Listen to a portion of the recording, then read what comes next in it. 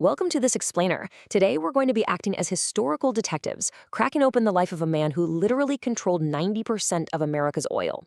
We're talking about a guy whose empire was totally shattered by the US government to stop his ruthless reign, only for that exact punishment to make him exponentially richer.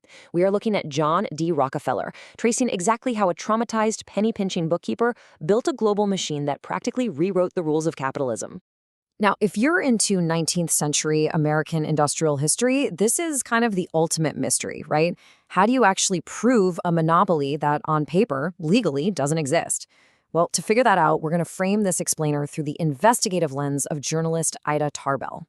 Back in the early 1900s, Tarbell essentially hunted the ghost of Standard Oil to avenge her independent oilman father, whose entire livelihood was crushed by Rockefeller.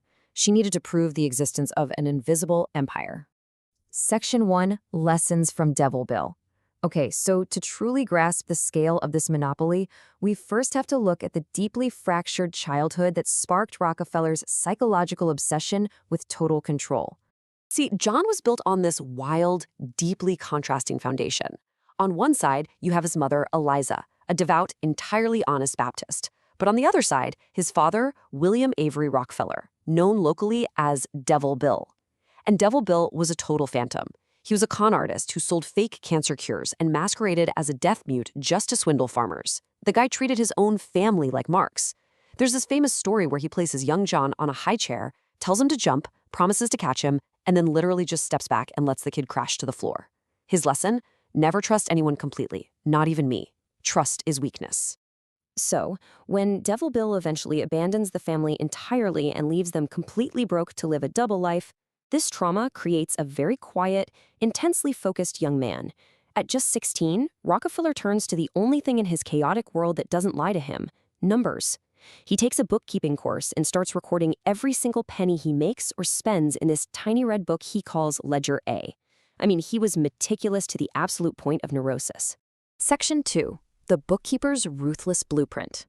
Now, what's super fascinating about this next phase is how he took that strict Ledger A mindset and applied it directly to the absolute chaos of the 1859 Pennsylvania oil strike.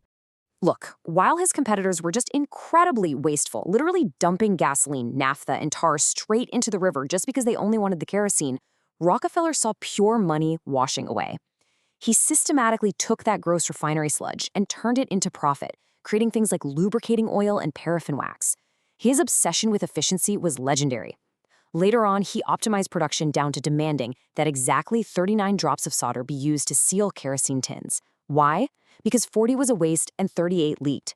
That single drop, multiplied across millions of tins, saved an absolute fortune.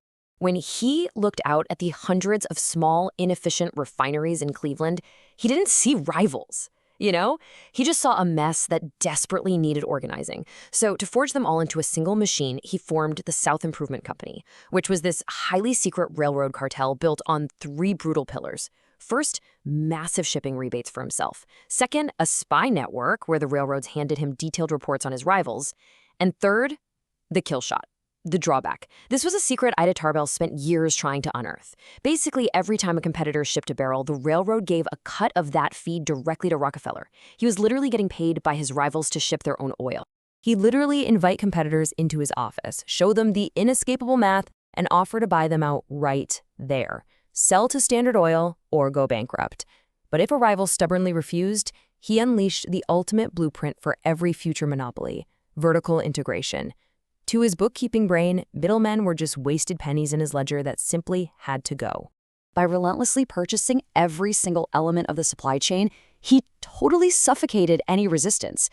He bought up the white oak forests, the custom kilns, the chemical plants making refining acid. Suddenly, his competitors couldn't even find a barrel to ship their oil in without going broke.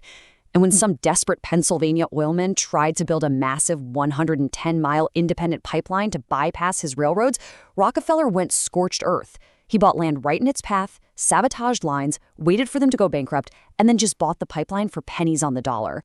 Section 3, Lighting the Entire World. Let's move on and see how these tactics built an absolute juggernaut by 1879. By this point, the bookkeeper sat atop 90% of the entire American oil industry. But ruling an empire that massive meant he had a giant target on his back. Since state laws at the time legally prevented a company in Ohio from owning one in Pennsylvania, his lawyers had to invent something completely unprecedented in 1882, the trust. It was this sprawling legal shell game pulling 40 different companies under 9 trustees. It was brilliant. You could feel its effects everywhere, but government regulators couldn't definitively prove it existed on paper.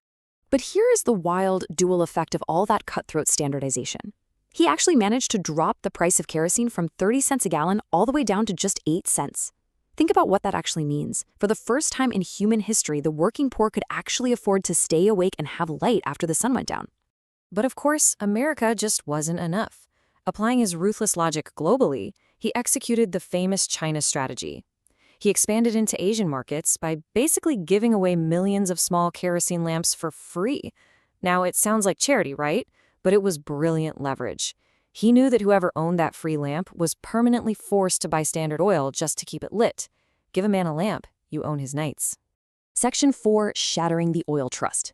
Now, while the empire is growing and the money is piling up, the stress is literally eating him alive. He's hiding out in New York, losing his hair from nervous conditions. And remember our historical detective, Ida Tarbell? Well, by 1902, her painstaking 2-year investigation finally hits print. She maps out everything, the rebates, the spy networks, the drawbacks. And even more devastatingly, she exposes his darkest secret to the world. His father, Devil Bill, was actually a wanted criminal living a double life. The mask was completely ripped off. The public's awe turned into pure, unadulterated hatred overnight. Tarbell's evidence handed a bold, young President Theodore Roosevelt the exact ammunition he needed to launch a massive antitrust investigation. It took years of fighting, but on May 15, 1911, the U.S. Supreme Court delivered the fatal blow. They declared Standard Oil an unreasonable monopoly. The order was clear. The empire must be destroyed, forcibly fractured into 34 separate pieces. Companies that we know today as giants like Exxon and Chevron. Section 5. The Billionaire's Philanthropic Shield. Okay, so this is the absolute most crucial point. The public cheered. They thought the Anaconda was finally dead, but they had no idea they had just made Rockefeller wealthier than anyone in human history.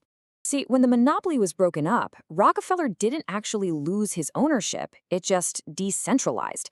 He still held massive shares in all 34 of those new companies. Suddenly free from the toxic Standard name and the restrictive legal shackles of the trust, these individual stocks skyrocketed. And talk about perfect timing, this legal breakup happened exactly as the world was explosively transitioning from kerosene lamps to gasoline-powered cars. Driven by this insane new gasoline boom, the value of his decentralized stock fragments exploded so violently that by 1916, John D. Rockefeller became the world's first confirmed billionaire. To put that $1 billion into perspective, the average American was earning about $800 a year at the time. The Supreme Court's ultimate punishment, ironically, crowned him king. But Rockefeller realized he had one final enemy that he couldn't crush or buy out: time. Knowing his legacy was seriously tainted, he launched an aggressive shift in his public image. He hired the world's very first public relations experts to scrub his reputation. He rebranded from this ruthless predator into a kindly grandfather handing out shiny new dimes to kids on the street. He poured immense wealth into founding the University of Chicago and funded massive medical research that literally eradicated diseases like hookworm and yellow fever. So, as we wrap up this explainer, we have to look at the evidence and ask ourselves about this deeply complex legacy. On one hand, you have a ruthless monopolist, totally shaped by a con artist father, who suffocated independent businesses without an ounce of mercy. On the other hand, you have an unparalleled philanthropist, whose money advanced human medicine by decades. So, what you should really take away from all this is a question to ponder. Was his massive charity a genuine awakening of conscience in his final years? Or was it simply the last brilliant con of a meticulous bookkeeper perfectly balancing his ledger to make sure he wrote his own history? Thanks for hanging out and exploring this with us.